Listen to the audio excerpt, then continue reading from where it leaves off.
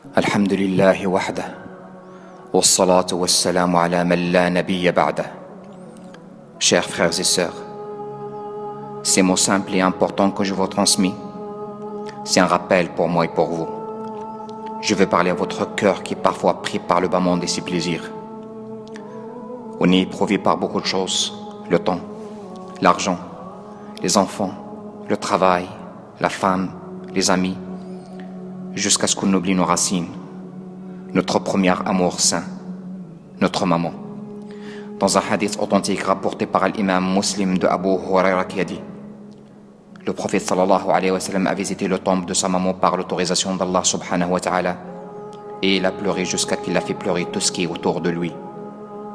Omar ibn al-Khattab radiyallahu anhu a dit: je n'ai jamais vu le prophète sallallahu alayhi wa sallam pleurer comme ce jour-là. Bi abi anta wa ummi ya Rasulallah. La maman, cette valeur unique qu'on sent vraiment son rôle, seulement quand il est loin ou il est mort. La maman, chers frères et sœurs, le premier mot qu'on a prononcé, et c'est le meilleur mot qu'on a répété. La maman, que nous lui devons la faveur après Allah subhanahu wa ta'ala. Quoi qu'on dise, quoi qu'on fasse, nous ne ferons pas assez pour elle. Aujourd'hui, je ne vais pas parler beaucoup de la gratitude, al-birr, parce que c'est obligatoire que les enfants soient reconnaissants. Et ce n'est pas une faveur envers la maman, c'est son droit envers toi. Et c'est une obligation de la satisfaire par le Coran et la Sunna. Mais j'ai vu qu'il y a un devoir et une nécessité de dire pour l'ingrat: Al-Aq, méfie-toi. Le chemin que tu as choisi, ça guide directement vers l'enfer. Akhil muslim, al-ghafil. Toute chose dans ce bas monde est compensée. La femme, les enfants, l'argent, le niveau social, sauf la maman. Tu ne peux jamais la remplacer. Et tu ne peux jamais combler le vide qu'il peut te laisser dans ton cœur si tu la perds. C'est une porte du paradis. Ne la ferme pas. Chers frères et sœurs, croyez-moi, si on médite bien notre relation avec notre maman, on va trouver qu'on est loin de la satisfaire. De parler à voix haute avec ta maman, c'est une ingratitude, uquq. De dire ouf devant elle, c'est une ingratitude. De préférer ta femme et tes enfants et leur intérêt, c'est une ingratitude. Et que ta maman soit la dernière de ton planning. Et c'est rarement que tu prennes de ses nouvelles, car tu es pris par le bas monde, c'est une ingratitude. Et de ne pas s'asseoir à côté d'elle, et de ne pas parler avec elle, et de ne pas entendre ce qu'elle raconte, c'est une ingratitude. De ne pas la prendre en charge, si elle n'a pas les moyens, et toi t'en as, c'est une ingratitude. De ne pas l'accueillir chez toi, parce que ta femme ne veut pas d'elle, c'est une ingratitude. De couper les liens avec ta maman, c'est une ingratitude. Chers frères, on a besoin de revoir notre relation avec notre maman. Et on a besoin d'éduquer nos enfants sur l'obéissance de la maman.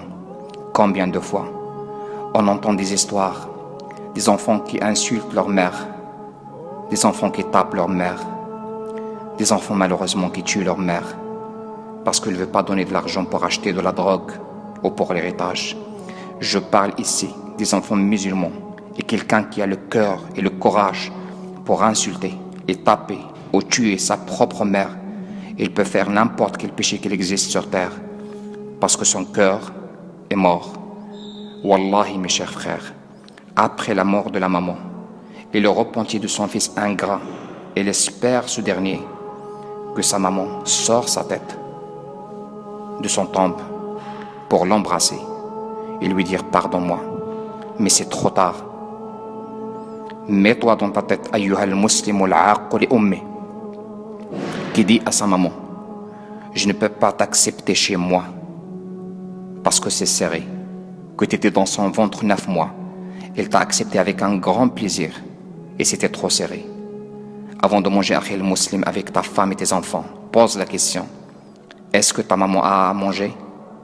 Car lorsque tu étais petit, il ne mange pas avant que tu manges. Fais bouger la mémoire, akhil muslim, des années en arrière. Combien de nuits blanches a-t-il passé avec toi parce que tu étais malade ou parce que tu n'arrives pas à dormir? Et toi, tu ne sais même pas s'il est malade ou en bonne santé. Tu dors parce que demain tu travailles. Réveille-toi, Akhil al-Muslim, avant qu'il soit trop tard. Rifa' ibn Iyas raconte qu'il a vu Al-Harith al-Alki pleurer le jour de l'enterrement de sa maman, sans arrêt. Il lui a demandé pourquoi tout ça. Il a répondu, comment je ne pleure pas. Et aujourd'hui, une porte de paradis s'est fermée pour moi. Oui, mes chers frères, la maman c'est une porte vers le paradis. Et c'est dommage pour quelqu'un qui a eu une maman. Et il a raté cette porte. Wallahi, il va regretter. Et quel regret. Le paradis était à côté de lui, proche de lui, facile pour lui. Une de ses portes était ouverte pour lui, mais il a ignoré jusqu'à sa fermeture par la mort de la maman. Akhil Muslim, toi et ton argent pour ta maman. Quand tu arrives à un certain âge ou à un certain degré social, prends d'elle que l'amour. Et dans tout, avec amour, et certainement tu es gagnant. Enfin, je lance un cri à haute voix. L'ingratitude vers la maman, c'est une ligne rouge, ne l'approche jamais. Car si tu les dépasses, tu tombes à l'enfer. Alors que la maman, au contraire, c'est une porte qui guide vers le paradis. Et c'est à toi de choisir. Allahumma matti'na birida ummahatina wa tajawaz an taqsirina fi birrihin. Allahumma hdi kulla 'aq wa thabbit kulla bar. آمين والحمد لله رب العالمين.